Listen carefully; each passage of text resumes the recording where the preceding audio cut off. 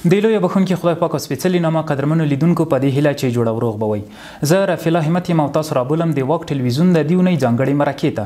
په دغه مرکه کې راسره د وردګ پوهنتون رئیس ښاغلی پوهنیار حمیدالله عمري دی. عمري صاحب ډېره زیاته مننه چې زموږ بلنه مو ومنله او وخت مو راکړ.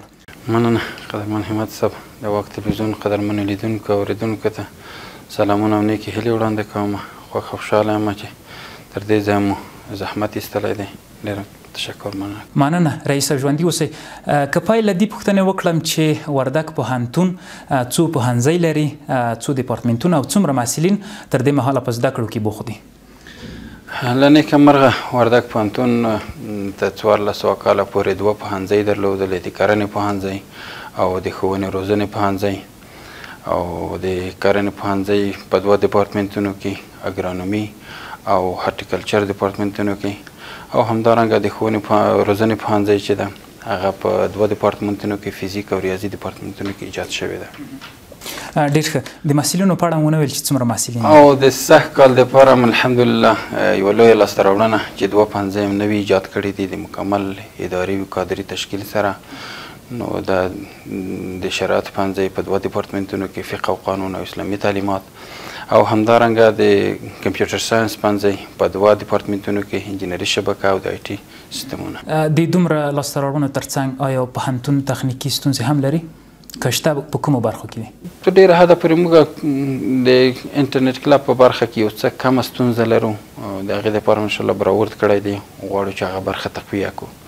او همدارنګه د برېښنا ستونزه یو څه ستونزه، خصوصا په ژمي کې د ستونزه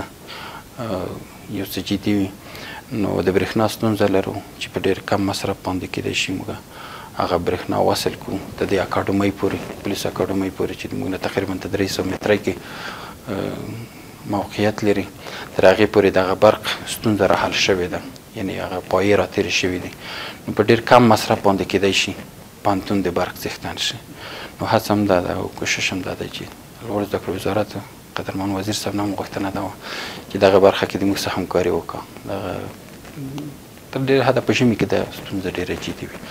نو کوشش هم دا ده انشاءالله چې برق پوهنتون دپاره وصل کړو. تاسو د نویو پوهنځیو د ایجاد یادونه وکړه. تاسو به د کانکور له لارې څومره محصلین دې ته جذب کړئ؟ سږ کال له نیکه مرغه د لوړ زده کړو وزارت د 2 پوهنځیو چې موږ ته یې راکړي دي، د دې او د نورو 2 پوهنځیو تقریبا په کانکور کې د ازموینې له ادارې له لوري 415 نفره ټول محصلین موږ جذب کړي دي، چې په هغې کې تقریبا 100 نفره د کرنې پوهنځي دیپارتمنټونو ته، او 80 نفره یې د ښوونې روزنې پوهنځي دیپارتمنټونو ته، او 80 نفره یې د کمپیوټر ساینس دیپارتمنټونو ته، او همدارنګه د شرایط پوهنځي دیپارتمنټونو دپاره 60 نفره په نظر کې نیولي دي. شرایط پوهنځي دپاره کیدای شي سوال مطرح شي چې مثلا ولې لږ نیول شوي دي. کیدای شي د مدارسو فارغین یا هغه خلک چې د کوچنۍ دورې امتحان پاس کړی وي، ورکړی وي، او هغې دپاره دویم ځلي کانکور اخیستل کېږي چې دویم جذب کې د هغې دپاره محصلین راکول کېږي. تاسو د دومره محصلینو یادونه وکړه، د دې دپاره به څومره استادان او خدماتي کارکوونکي ولرئ؟ موږ تقریبا ټول 112 نفره اداري کارمندان او علمي کادر استادان او خدماتي کارکوونکي ده ټول تشکیل لرو سږ کال دپاره، چې په هغې کې تقریبا 4 نفره تشکیل موږ سږ کال اخیستی دی د آینده کال پوهنځیو دپاره، چې په هغې کې تقریبا 40 نفره په الحال برحاله استادان موږ لرو په پوهنتون کې، او 40 بستو دپاره استادانو هغه لیږلي دي، اسناد لیږلي دي د امتحان دپاره، چې په هغې کې د کمپیوټر ساینس پوهنځی، د شرایطو پوهنځی او د کرنې پوهنځی، د ښوونې روزنې پوهنځی استادان پکې شامل دي، چې انشاءالله د راتلونکي سیمستر د شروع سره به سم د استادان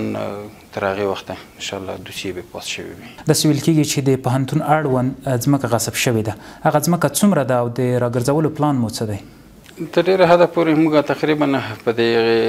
شرقي سیمه ساحه کې د سړک سره نږدې موږ یو 17 جریبه ځمکه به د ولسي خلکو لخوا غصب شوي وي، او تر ډېر حده پورې ولایت ته معرضې کړي دي، ولایت ټیم ورته هیات ورته ټاکلی دی، هغې ساحه نظارت کړې ده. نو بلحال دپاره هغه پمپ چې په غصب ساحه ځمکه کې دی هغه بند کړی دی دا یوه لویه لاسته راوړنه شته ده خو تر اوسه موږ ته غصب ځمکه نه ده راګرځول شوې چې د پوهنتون په واک کې ورکړل شوې زیاتره داسې معلومیږي د پوهنتون چاردیوالي یا د پوهنتون ځینې ودانۍ نیمایي کارونه پاتې دي د دې علت څه دی او پلان مو څه دی د ډېره حده پورې د دوی خو علت یې دا کېدلی شي چې کله اسلامي امارت حاکم شوی دی نو د هغې نه وروسته انکشافي بودیجه شتون نه لري یا که شتون لري هغه ډېره کمه ده نو انکشافي بودیجه نه شتون او د دې سبب شوی دی چې د بلاکونه نیمه کاره پاتې شي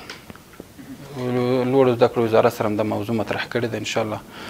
په نږدې وخت کې کیدای شي د دې لپاره تصمیم ونیسي او په آینده کال کې خو انشاءالله حتما به د دې لپاره انکشافي بودیجه ځانګړې کېږي وزارت دا موږ سره وعده کړې ده چې هغه بلاکونه چې د ټول افغانستان په سطحه هغه بلاکونه چې تر 80% یا 80% کار ډیر شوی دی هغې ته به لومړیتوبونه ورکول کېږي انشاءالله په آخر کې که د واک ټلویزیون لیدونکو ته څه پیغام لرئ د واک ټلویزیون قدرمنو لیدونکو ته هم دا پیغام دی چې قدرمن محصلین د وردګ پوهنتون د امکانات لپاره به انشاءالله وردګ پوهنتون کوشش کا دوی دې راشي وردګ پوهنتون د انتخاب کا او تر ډېره حده پورې به موږ په عملي په نظري برخه کې د دوی دپاره امکانات برابروو هڅه هم دا ده چې د وزارت او د مؤسساتو په همکارۍ باندې دلته د محصلینو دپاره یو ډاډمنه فضا یو ډاډمن د تدریس محیط آماده کړو د دوی ټولو څخه غوښتنه دا ده چې وردګ پوهنتون انتخاب کړه د وردګ پوهنتون دپاره راشي او د تجارانو نه او د مؤسساتو نه د دې ټولو څخه غوښتنه دا ده چې د دغه علمي مراکزو د تقویې دپاره د دې د همکارۍ د دپاره د دې دپاره د منډه راواخلي د دې دپاره د راشي همکاري د موږ سره وکړه په هره برخه د برخو کې چې څومره امکانات لري هغه برخو کې د موږ سره همکاري وکړه د ټولو خلکو نه غوښتنه ده چې ولو که په یو کم شي باندې د دوی همکاري وي د وردګ پوهنتون سره د خپله همکاري نه درېږوي ولسي خلک تجاران مؤسسات د دوی ټولو نه غوښتنه ده چې دغه برخه کې همکاري راسره وکړي ډېره زیاته مننه چې زموږ بلنه مو ومنله او وخت مو راکړ مننه خیر سي د واک ټلویزیون قدرمنو لیدونکو دا وه د دې اونۍ ځانګړې مرکه تر بیا او بلې مرکې مو په بښونکي رب سپارم